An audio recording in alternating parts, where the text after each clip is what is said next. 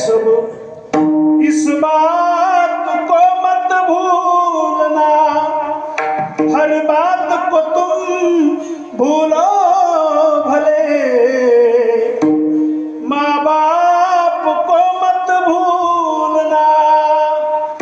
ज्या वेळेला श्रावण बाळ आपल्या आई वडिलांना तीर्थयात्रेला घेऊन जातो, दशरथाने बाण मारला आणि श्रावण विवळत खाली पडला. क्षराला तो आला धावूनी काळ, विवळला श्रावण बाळ. श्रावण बाळ पडला. हे आई गे दीर्घ फोडूनी हाक, कसा जाऊन पडला झोक.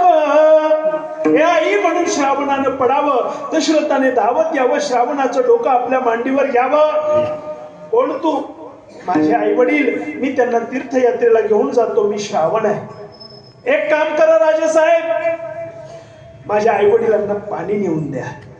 पण एक ऐका ना, जोपर्यंत माझे मायबाप पाणी पित नाही तोपर्यंत बोलू नका. का रे श्रावणा?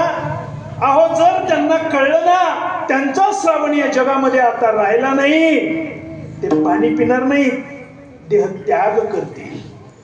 ऐका, ज्या वेळेला चोर पावलांनी राजा दशरथ तिथे जातो, पावलांचा आवाज कानी पडावा आणि श्रावणाच्या बापाने म्हणावं, का रे श्रावणा, खूप उशीर लागला रे तुला बाळा, का रे पाणी मिळालं नाही का? पण राजा दशरथ काही बोलत नाही. अरे बोल ना श्रावणा, का बोलत नाही बाळा? अरे पाणी मिळालं नाही का? अरे नसल पाणी मिळालं हरकत नाही बाळा, पण बोल ना रे, बोल बाळा. दशरथ राजा काही बोलत नाही. श्रावणा, खूप त्रास झाला ना रे आमच्यामुळे तुला? अरे तीर्थयात्रेला खांद्यावर ओझं घेऊन जातोयस, वृद्ध थकलेले मायबाप खांद्यावर वागवतोयस. अरे म्हातारपणाला आम्ही खूप त्रास देतो ना रे श्रावणा तुला.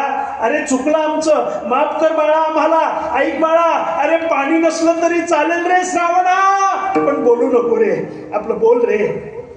ऐक श्रावणा, एखाद्या वेळेला पाणी नाही मिळालं तरी आमचा जीव जाणार नाही, पण श्रावणा जर तू आमच्याशी आबोला धरला ना तर आम्ही मेल्याशिवाय राहणार नाही. बोल रे श्रावणा, बोल. अरे पाणी नाही मिळालं तरी चालेल, पण तुझा आबोला आम्हाला परवडणारा नाही. आज अशी मुलं पाहायला सापडतात जगामध्ये. अरे ज्या मायबापांनी तळहातातल्या फोडाप्रमाणे सांभाळलं, लहानाचं मोठं केलं, त्यांच्यापासून वेगळी राहणारी पिढी, त्यांना न बोलणारी पिढी, इतकंच काय, अरे ज्या बापाने जन्म दिला, ज्या आईने 9 महिने 9 दिवस या पोटामध्ये वागवलं ना, त्या आई बापाची तुकडे करणारी जात सुद्धा या जगामध्ये आज जन्माला आली. अरे नकारे असं वागू दादानो. ये लाख नहीं खाक है सब, इस बात को मत भूलना. अरे तुम्ही पेरणी करताय ना शेताची, तुम्हाला जे पेरायचं ते पेरा. फक्त बापाला एकदा विचारा, बाबा सांगा मी शेतात काय पेरू? बापाला वाटेल पोरग माझ्या पुढे जात नाही, आज सुद्धा माझ्या पुढे एक पाऊल सुद्धा टाकत नाही, मला विचारल्याशिवाय काही करत नाही. माझं लेकरू 10 वर्ष जास्त जगेल रे तुमचा बाप, 10 वर्ष जास्त जगेल. अरे ढाचामध्ये म्हातारी बसलेली असेल, सुनानं जावं आणि विचारावं, सासूबाई सांगा ना आज भाजी कुठली करू, सांगा ना स्वयंपाक काय करू.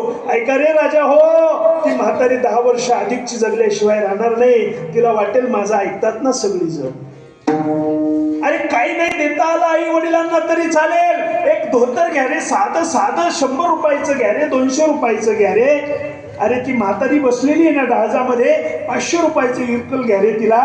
ती माय तो बाप गावभर सांगत हिंडेल रे, माझ्या लेकाने मला आज नवे कपडे आणले म्हणून.